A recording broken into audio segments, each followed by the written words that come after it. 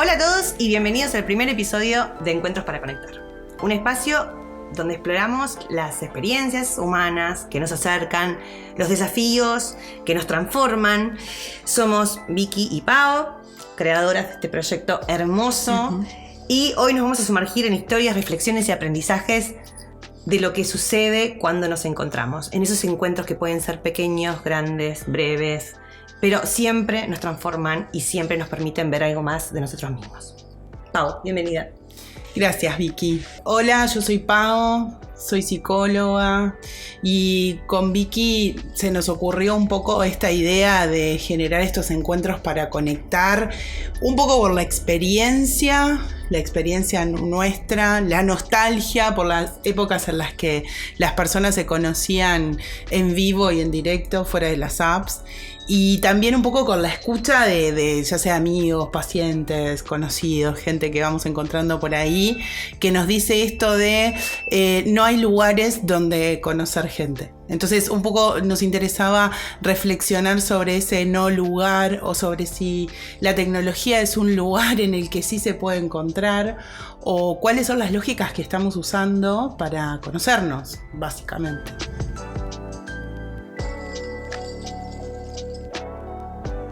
Bien, el planteo inicial sería que estamos hiperconectados y cada vez más lejos y cada vez más solos, ¿no? En esa paradoja es donde nos encontramos todos y la pregunta es, ¿qué pasa que no nos podemos encontrar realmente? ¿Qué nos pasa con el otro? ¿Qué miedos se nos desatan? ¿Qué inseguridades aparecen? ¿Y qué impedimentos tenemos que poder superar para generar un encuentro real y genuino? ¿No? Entonces hay una cuestión muy interesante, que es un aporte que hace Manuel Levinas, un gran teórico de la otredad, o sea, un tipo que tras haber vivido en un campo de concentración, haber sobrevivido una experiencia como fue el genocidio, logra salir de allí con todo un replanteo del valor del otro, ¿no? Muy por el contrario de lo que podría haber sucedido, que era una pérdida de la fe en el otro. Entonces él plantea que el rostro es el lugar donde yo me encuentro y me descubro a mí mismo en ese espejo, ¿no? El otro y su reflejo me interpelan y me hacen crecer y el encuentro cobra un valor ético, ¿no? Muy distinto a lo que de repente hoy sucede, que los encuentros son puntuales, funcionales, utilitarios, ¿no? Donde se presenta más esta situación del otro como medio y no como un fin en sí mismo, o el encuentro como medio para lograr determinadas cosas y no en la celebración del valor que tiene en sí. Entonces, Levinas lo que dice es que la incomodidad que me genera el otro, la presencia del otro, tiene que ver con que me hace salir de mí mismo, ¿no? Nosotros, decía Pau recién, que teníamos esta inquietud y le fuimos dando forma y bueno, acá estamos ejercitando parte de esta experiencia y presentándola, compartiéndola. Tenía que ver con justamente esto, brindar un espacio de encuentro y revalorizar la presencia, ¿no? En una sociedad donde todas las relaciones están mediatizadas por la tecnología, ¿no? Porque no hay nadie que no se comunique a través de WhatsApp, que use redes sociales, que tenga una vida y una interacción ahí. Nos parecía importantísimo colocar este cuestionamiento, el valor ético del encuentro real, sobre, bueno, justamente estas relaciones más fluidas, más cómodas y sumamente narcisistas, porque si hay algo que alimenta toda esta virtualización es justamente más yo, ¿no? Es decir, donde yo me veo reflejado en el igual y donde me cuido de exponerme a esa interpelación que me genera la mirada del otro, ¿no? Y esa responsabilidad del yo frente a la mirada del otro, como decía Levinas. Sí, ahí hay un tema que tiene que ver que en realidad siempre hay una necesidad ya desde la psicología y desde la filosofía y todo lo que se te ocurra que esto estudie como el comportamiento humano, de darle y entregarle un valor al otro como distinto a mí, y estas cosas que se repiten en los libros en realidad son cosas que nos van atravesando a todos como seres humanos y que de verdad es un tema en la existencia del otro y el qué lugar le damos al otro. Y es importante saber que no lo vas a resolver vos en tu vínculo. Eso es lo que para mí es más importante repetir. Muchas veces cuando nosotros nos encontramos con alguien, conocemos a alguien, lo que empezamos a hacer es la metarrelación, esto de hablar de la relación. Entonces yo leo un autor, yo escucho a un filósofo, yo escucho a alguien que reflexiona sobre cómo es el vínculo, cómo es el lugar del otro, etc.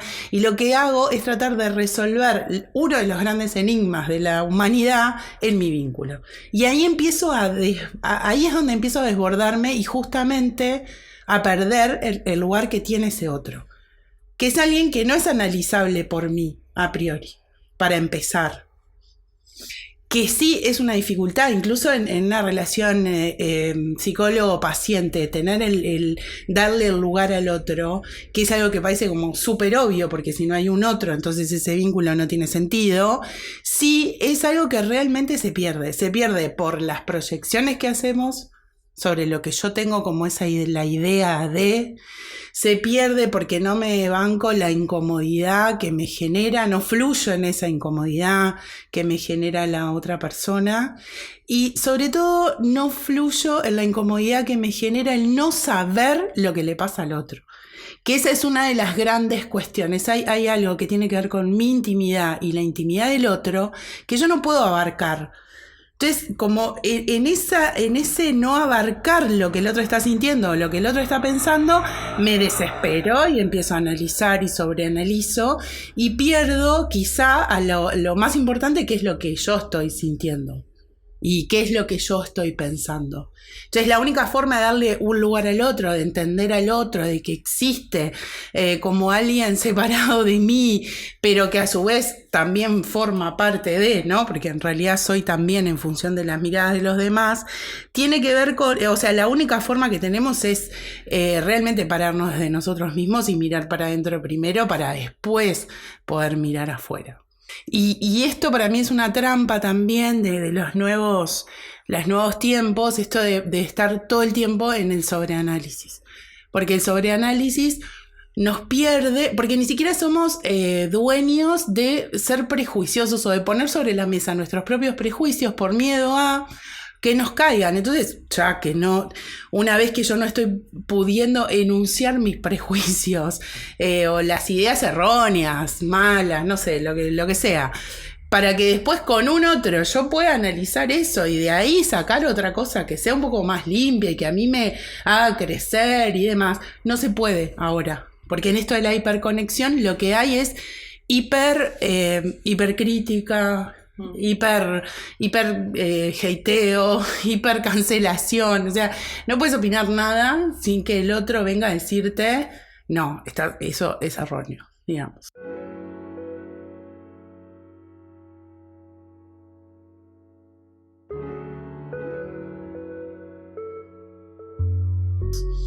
Bien, en esta línea en la que vos venías planteando, hay un autor que es Jules Verne, muy famoso, extremadamente conocido en todo el mundo, y él plantea esto de la negatividad del otro, que a mí me parece de un valor tremendo, ¿no?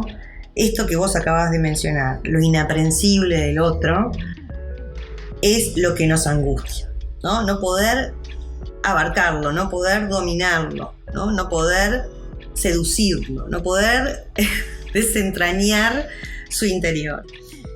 Y eso, de alguna manera, la virtualidad lo alivia muchísimo, porque lo que sucede en los vínculos que se sostienen en la virtualidad es justamente pararse en la positividad, en lo que el otro y yo tenemos en común, ¿no? Porque todo el sistema está basado en bombardearte de positividad, donde vos te veas reflejado en todo, ¿no? Es decir, toda la publicidad que te llega, las noticias que te llegan, las sugerencias de amistad, en las apps de citas, los match, bueno, todo está súper cargado de positividad, ¿no? El algoritmo registra cuál es tu deseo, cuáles son tus necesidades, cuál es tu búsqueda y te bombardea de positividad.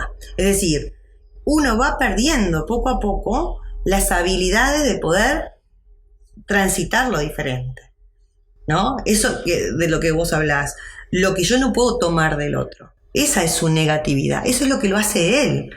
Entonces, angustiarme porque el otro no es lo que yo quiero y enojarme con esa situación conduce irremediablemente a una terrible soledad, ¿no? La pandemia de depresión que estamos viviendo, Jules Hahn en uno de sus libros lo menciona, tiene que ver con estar encerrados en un espejo circular, donde permanentemente estamos viendo nuestro reflejo y esta cuestión de narcisista que se alimenta permanentemente y nos afirmamos en esa positividad.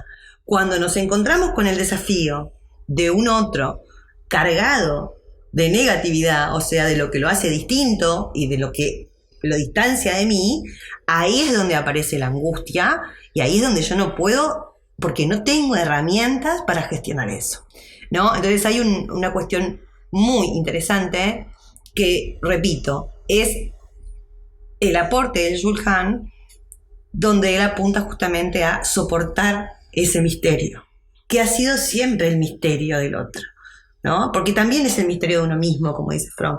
Uno no puede capturar la esencia del otro sin destrozarlo, ¿no? Entonces, en uno de sus libros, En el arte de amar, que es una obra maravillosa, él dice que o dominamos o amamos. No hay alternativa para conocer al otro. O lo subyugamos en control y lo desnudamos y lo desmembramos, pero no vamos a poseerlo en su totalidad, jamás, ¿no? Y ese misterio es el que por ahí se nos está haciendo cada vez más difícil poder convivir, poder encontrarnos y poder celebrar esto del encuentro sin que nos incomode terriblemente por la enorme pérdida de habilidades en ese sentido. Sí, para mí acá hay dos cosas también. Esto de, la primera pregunta es esto de ¿quién soy yo? ¿Qué es eso? ¿Cuál es mi misterio? O sea, yo realmente sé cuál es mi misterio, qué es mi parte íntima. ¿Tengo claro eso? ¿Qué es lo que yo estoy? Y además, ¿qué es lo que estoy necesitando del otro? Como las dos preguntas, de quién soy y qué necesito. Así como los popes de la psicología dicen no existiría o no sería necesario un proceso de psicoterapia si vos te hicieras la pregunta correcta. Y como en realidad no sabemos quién está escuchando y no sabemos quién es el que se tiene que hacer la pregunta correcta, por lo menos la pregunta inicial tiene que ser ¿qué es lo que quiero?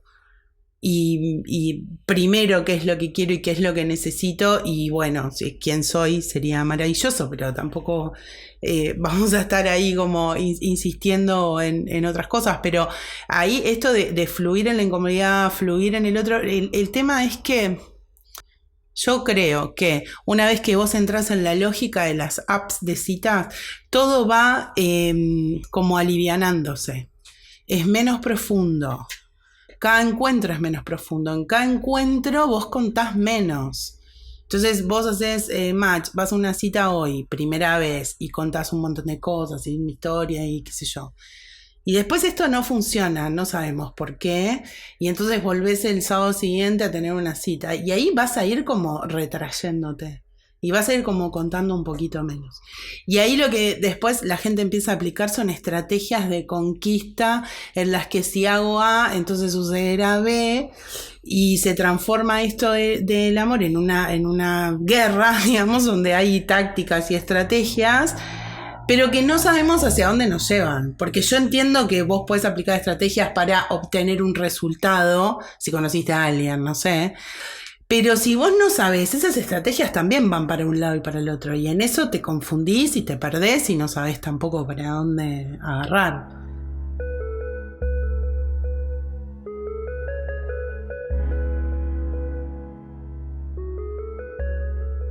Bien, entonces para ir dándole un cierre,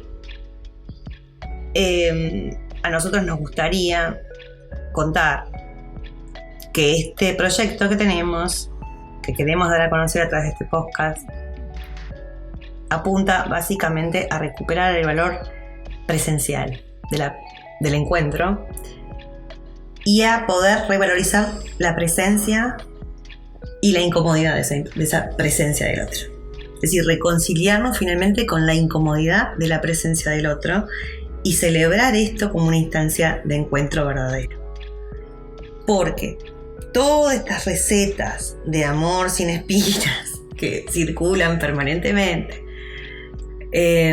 estas relaciones que están mediadas por la virtualización, que nos protegen, todo este cero riesgo que se quiere garantizar, que se quiere vender, en realidad nos termina dejando vacíos y privándonos de la verdadera experiencia del placer del encuentro. Es decir, esto es sumamente importante para mí comunicarlo, que tiene que ver con que en esa incomodidad, en ese misterio, en esa interpelación, en ese suceso del cual no tenemos control, ahí radica la verdadera riqueza de estar con otro, ¿no? Y hay una cuestión que a mí me gustaría para cerrar, que eso tiene que ver con una experiencia súper mega personal de mi proceso terapéutico, que yo tenía una psicóloga, Betty, que me enseñó una cosa maravillosa que era del campo de la psicología vincular. Betty me decía, somos seres plegados, Vicky, y cada encuentro nos despliega. Es decir, uno se descubre en esa interacción y descubre cosas que no sabía de sí mismo, porque la interacción con el otro me va desplegando determinada faceta que otra persona no me despliega. Entonces, cada encuentro tiene un valor gigantesco porque cada persona logra desplegar en vos distintas cuestiones y vos te vas conociendo en ese camino, ¿no? Y ese camino no es cómodo, ese camino es incómodo, pero es riquísimo. Bueno, gente linda, hemos llegado hasta acá por hoy. Muchas gracias por acompañarnos y los esperamos en @encuentros para conectar por Instagram y en nuestro canal de YouTube Encuentros para Conectar. Un fuerte abrazo para todos y bienvenidos a esto.